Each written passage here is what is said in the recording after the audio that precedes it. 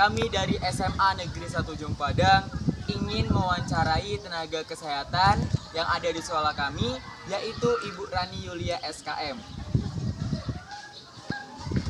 Untuk memenuhi tugas akhir biologi, ya di bawah bimbingan Ibu Novita Indra Melina SPD.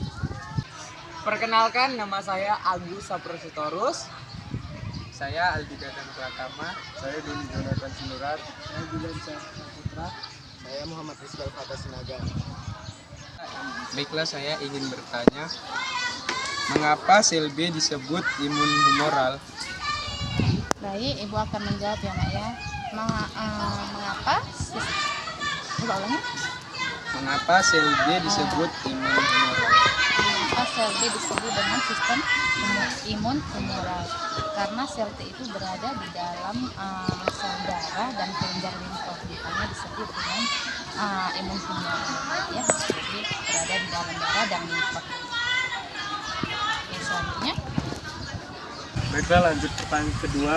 Apakah nama sel B yang memproduksi antibodi? Coba ulangi.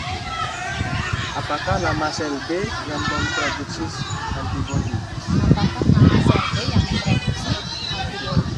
Namanya ya sel leukosit B, ada sel leukosit B, jadi yang memproduksi antibodi di mana tadi?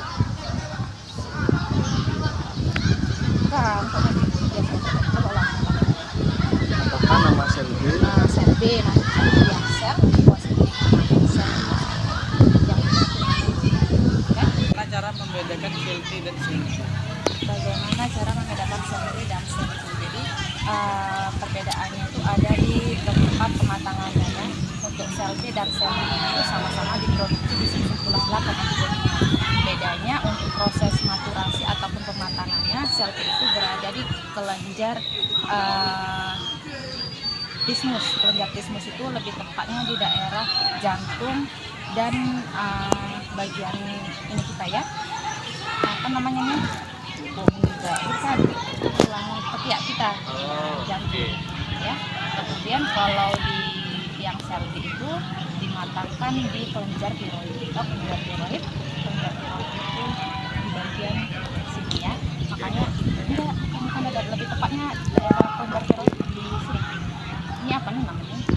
Daerah leher, ya, kelenjar tiroid. Di sini juga ada kelenjar tiroid. Di sini dekat ketiak kita juga ada kelenjar tiroid. Makanya ada orang yang terkena seperti benjolan sampai juga dia kanker, itu katanya kena kelenjar tiroid katanya.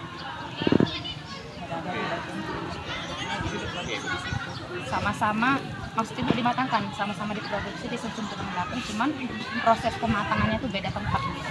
Oke? Apakah benar, Bu, sampai saat ini belum ada obat untuk menyembuhkan HIV? Jika benar, apa penyebabnya? Dan bagaimana sih, Bu, cara mengatasinya? Baik, pertanyaannya, Bu, apakah benar saat ini tidak bisa disembuhkan penyakit HIV, ya? Jadi jawabannya itu benar, sampai saat ini HIV itu tidak bisa disembuhkan. Jadi HIV itu sebetulnya apa? Coba kita perlu tahu dulu. Jadi HIV itu kuman imunodefisiensi virus. Jadi kumpulan beberapa virus, beberapa penyakit yang merusak imunitas tubuh manusia. Kita bayangkan saja 1-2 virus, 1-2 macam penyakit yang menggerogotin tubuh manusia, mengganggu imun tubuh manusia aja, kita fisiknya sudah lemah, apalagi udah berbagai macam virus, ya, berbagai macam penyakit. Meskipun itu jangka waktunya panjang, ya, baru terlihat gejalanya. Bisa dikatakan 7-10 tahun baru kelihatan. Tapi itu memang benar-benar penyakit yang mematikan sampai saat ini. Kalaupun dia bisa sembuh, ya mungkin itu nggak akan, mudah-mudahan, kita belum tahu, ya, Tuhan itu. Tapi kasus besar HIV itu sampai sekarang memang belum ada obatnya, karena dia udah berbagai macam virus menggerogoti imun tubuh manusia, gitu. Dari mulai gatal-gatal, kemudian influenza menahun, apalagi jamur lidah. Kalau kita udah terkena jamur lidah, tidak bisa makan, tidak bisa minum, dari mana kita mendapatkan asupan air? Belum lagi sampai imunitas tubuh kita di dalam itu digrogotin sama virus-virus, berbagai macam virus gitu. Jadi kalau misalnya virus ditangani dengan pengobatan nilainya itu nggak bisa tahu. Makanya orang yang sudah terkena HIV fisiknya sudah semakin melemah dan akhirnya ya kematian. Kemudian apalagi tadi bisa ulang lagi? Cara mengatasinya. Cara mengatasi. Nah, kalau untuk cara mengatasinya itu sebetulnya pasien yang sudah terdeteksi sudah memang positif HIV hasil labnya gitu ya harus melakukan screening yang memang betul-betul akurat. Dia harus di satu ruangan tersendiri. Itu biasanya sudah ditangani di rumah sakit dengan ruangan khusus. Dia tidak dicampurkan dengan pasien lain. Kenapa? Karena itu memang menular ya. Itu menular. Dan untuk petugas tenaga medisnya juga semua itu harus menggunakan APD lengkap. APD, alat pelindung diri.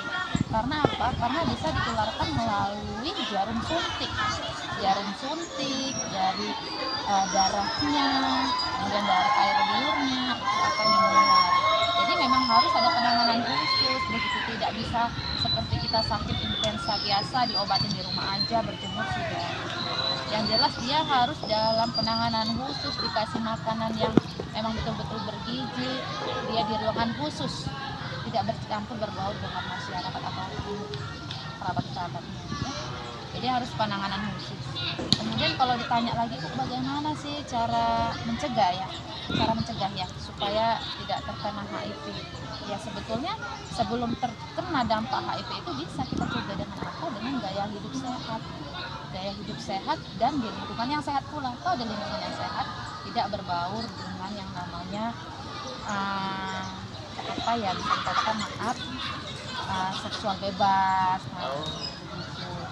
Jadi gaya hidup yang sehat, pola makan yang sehat, di lingkungan yang sehat, itu jauhi yang namanya seksual bebas.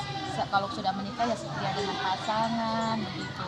Kemudian tidak bercampur dengan pergaulan bebas ya. Karena kalau udah pergaulan bebas ini kita tidak tahu ataukah ada dari teman satunya memiliki penyakit itu sudah dibawa dari pasangan yang lain gitu. Kita terikut, paham ya? Jadi kalau sudah dewasa biasanya sudah mengerti itu.